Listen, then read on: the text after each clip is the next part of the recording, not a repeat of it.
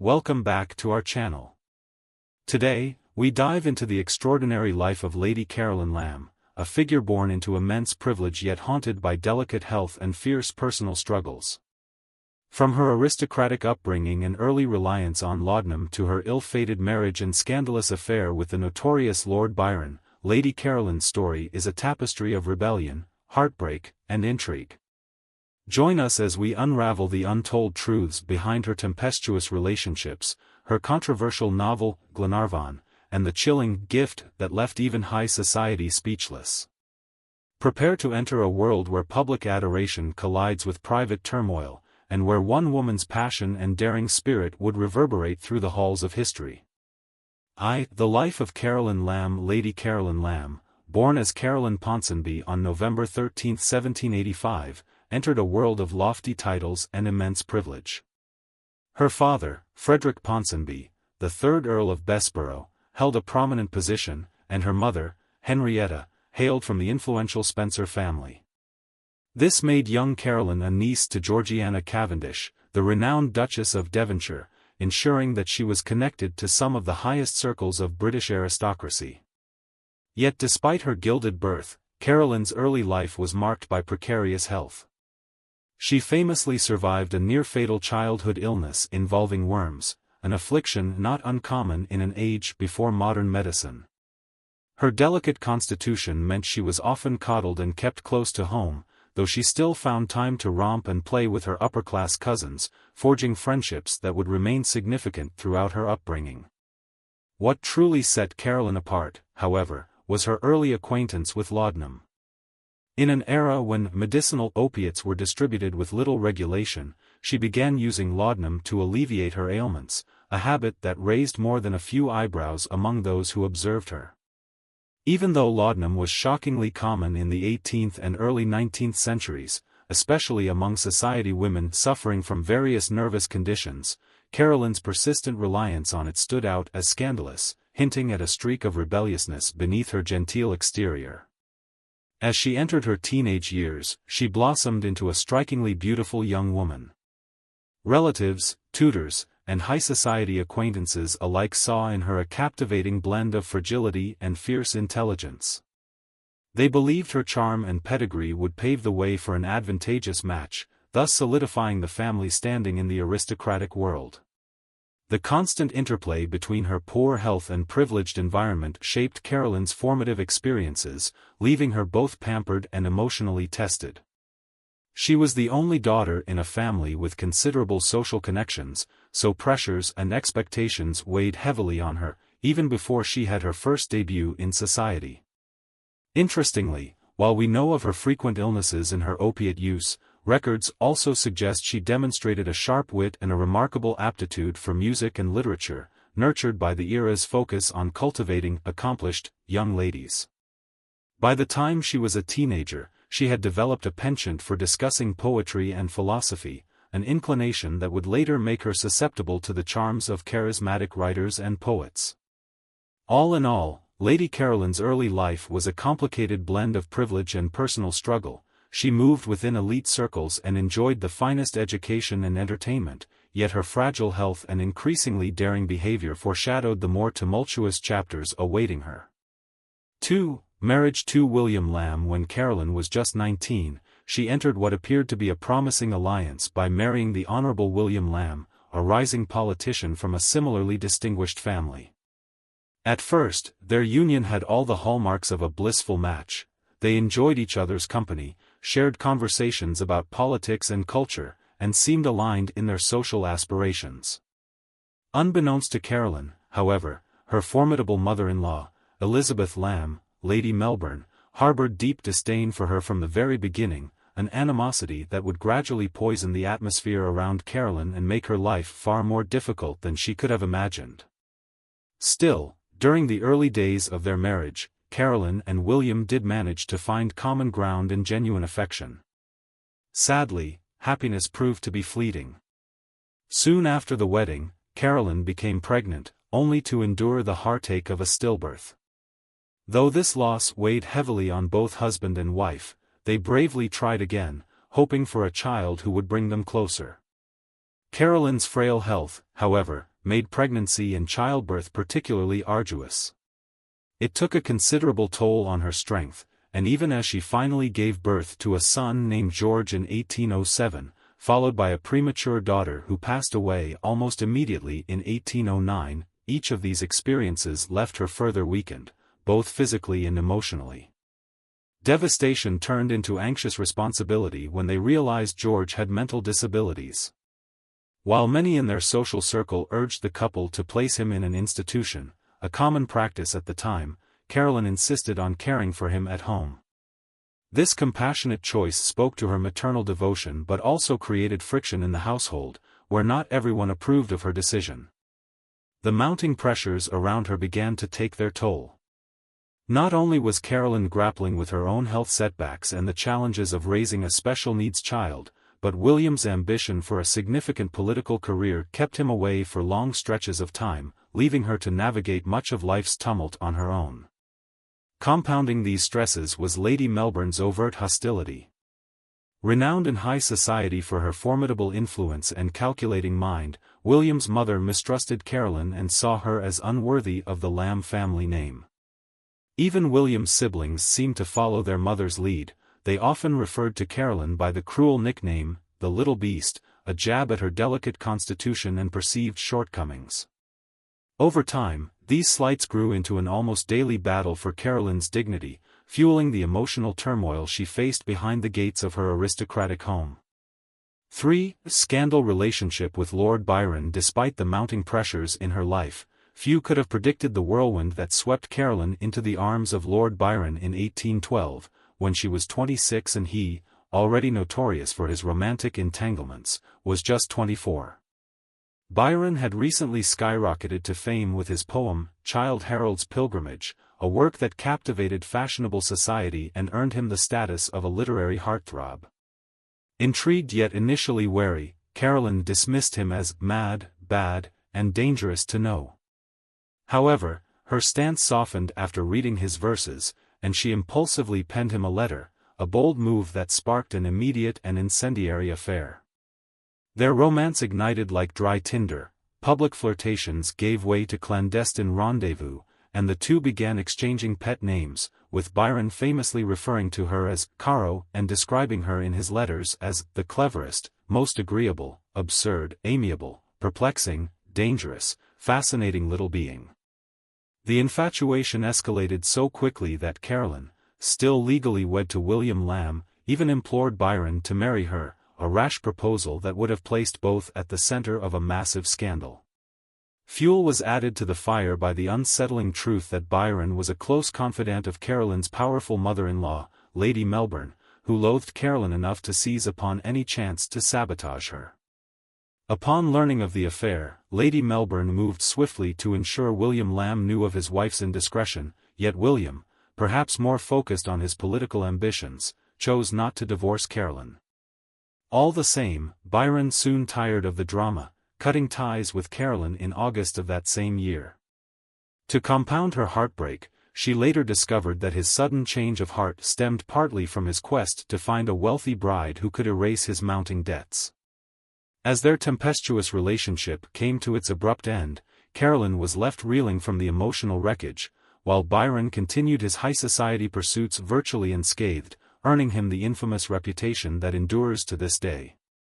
4. Consequences and abandonment. In the aftermath of her brief but explosive affair with Lord Byron, Lady Carolyn found herself cast out by the very society that had once admired her. No longer the vivacious beauty at exclusive gatherings, she was now deemed damaged goods, a reputation that stuck even as Byron continued to revel in high society circles virtually unscathed. Hoping to shield her from the relentless gossip, William Lamb sent her to the quieter environs of Ireland, where she was meant to convalesce in relative anonymity. Yet isolation only fueled her obsession. She poured her sorrow into heartfelt letters to Byron, and for a short while, he indulged her, responding enough to keep her hopes alive. However, upon Carolyn's return to London in 1813, Byron emphatically ended their association. Worse still, she soon discovered he'd moved on to a new paramour, the Countess of Oxford, evidence that her once mesmerizing hold on him had completely evaporated. Anger, jealousy, and heartbreak collided in Carolyn's psyche, and Byron did nothing to soften the blow. He took to mocking her both in private correspondence and sometimes in public, making snide remarks about her gaunt appearance by calling her a skeleton. The final spark of her dignity seemed to fizzle during a grand ball thrown for the Duke of Wellington, when Byron brazenly insulted Carolyn in front of the assembled nobility. Her theatrical response, shrieking tears, accusations, and a dramatic exit, only hardened society's view that she was unstable, perhaps even attention-starved. As whispers grew louder, Carolyn's actions turned more desperate. Her fixation on Byron spiraled to the point of stalking, with rumors that she took on disguises to enter his home undetected, hoping for a chance to rekindle what they had lost. In 1815, upon hearing that Byron had secured a wealthy wife, Annabella Milbanke, Carolyn's despondency deepened further. Not only did this marriage close the door on any possibility of a reunion, but it also underlined the transactional, almost ruthless nature of Byron's affections.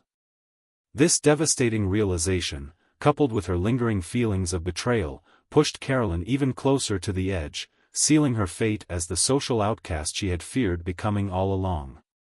The novel Glenarvon, and the scales that followed not long after Carolyn's world had been upended, Lord Byron himself found his fresh start with Annabella Milbanke unraveling in spectacular fashion.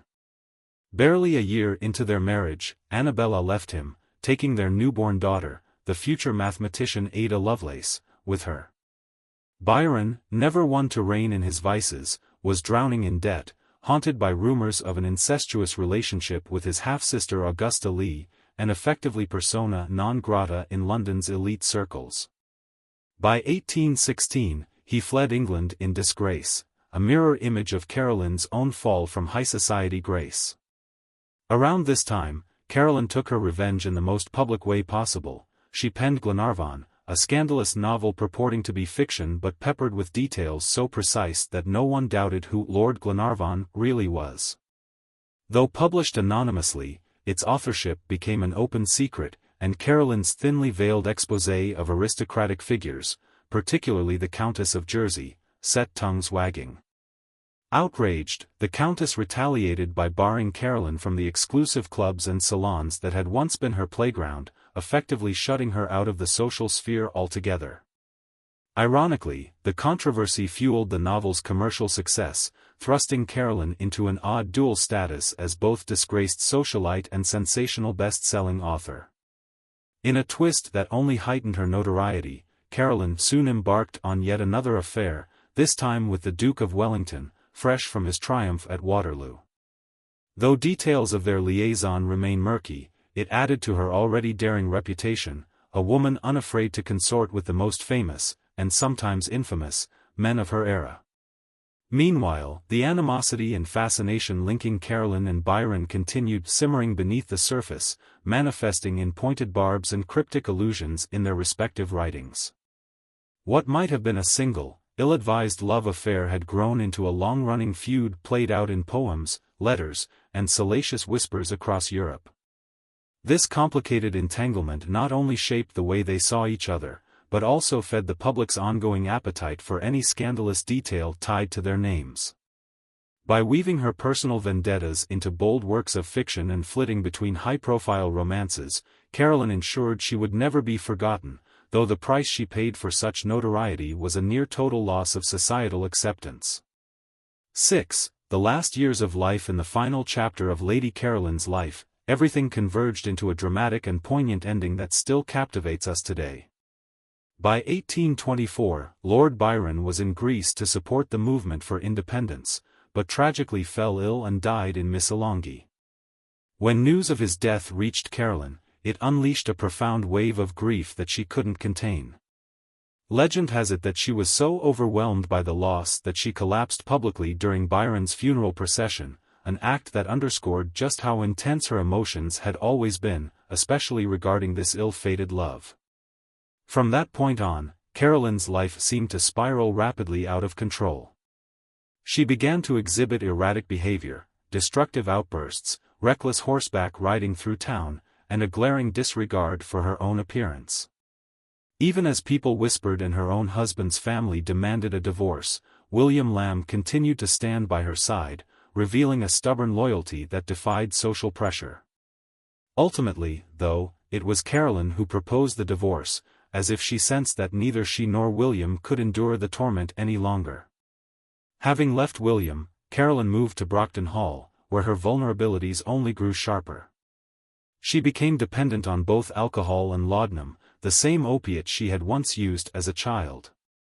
This was a heartbreaking descent for someone who had once dazzled society with her wit, rebellious spirit, and literary talents. She had even published a novel, Glenarvon, years earlier, a thinly veiled fictionalization of her affair with Byron that stirred up a scandal. By 1827, at just 41 years of age, her health was in serious decline. Edema, the buildup of fluid in her tissues, made daily life excruciating, and she required constant medical supervision. Toward the end, an unexpected shift occurred in Caroline's focus. The obsession with Byron, whom she famously labeled mad, bad, and dangerous to know, began to fade, replaced by reflections on her relationship with William. She openly acknowledged that he was the only person who has never failed me, a poignant realization from someone who had once dedicated so much passion and drama to Byron. In her final days, she sent word to William, requesting a last meeting.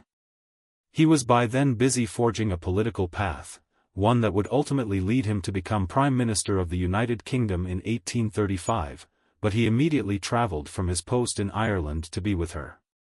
Their reunion was bittersweet. Despite all that had passed between them, William offered a quiet comfort that seemed to grant Caroline a final moment of peace. Just a few days later, at 42 years old, she passed away, leaving behind a legacy marked by high society scandal, unforgettable romances, and a profound emotional intensity that would be discussed for generations. She never got to witness William's rise to the highest office in the land or to imagine what their life might have been like had fate played a kinder hand. Yet in her last moments, she found solace in the presence of the one person who had remained steadfast, ultimately weaving a heartrending but strangely fitting conclusion to her tumultuous story. 7. The Terrible Gift. Although Lady Caroline Lamb's life was undoubtedly marked by gossip and turmoil, nothing in her long list of scandals was quite as shocking as the disturbing gift she once sent to Lord Byron following their acrimonious breakup. Caroline's mental health, already strained by her difficult marriages, multiple pregnancies, and the social ostracism she endured, had begun to deteriorate further. 19th-century attitudes toward mental well-being offered little compassion or understanding, and Caroline's increasingly erratic behavior became fodder for ridicule rather than a prompt for genuine help.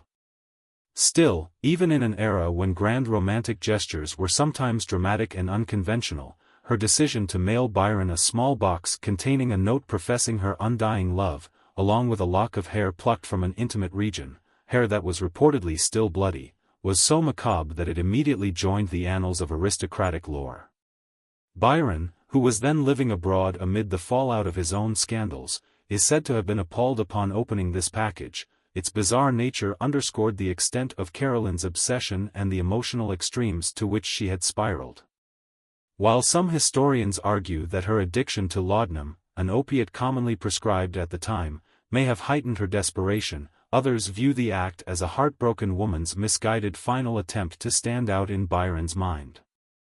Regardless of its motivations, this unsettling gift not only highlights the raw intensity of Caroline's devotion but also illuminates the broader societal failure to address or even acknowledge the psychological distress of individuals trapped by circumstance, rigid social expectations, and the limited medical knowledge of the early 19th century.